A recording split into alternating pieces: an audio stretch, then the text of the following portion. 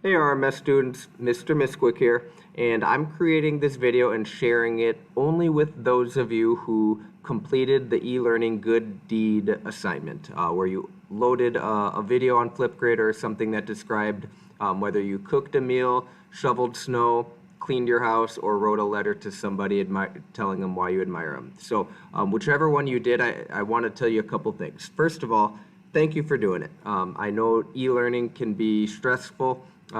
Most people don't enjoy it, and so to take the time to sign in, to do it, I do appreciate that, and I hope you are proud of yourself for that. The other thing is, with it being stressful, where mental health can be challenged more so during that, and even if it wasn't, one thing I believe in is spreading joy and positivity to others. And so one quote that I was told that when I was younger, and it stuck with me, and I hope you can remember this, is the easiest way to bring joy to yourself is by bringing joy to others.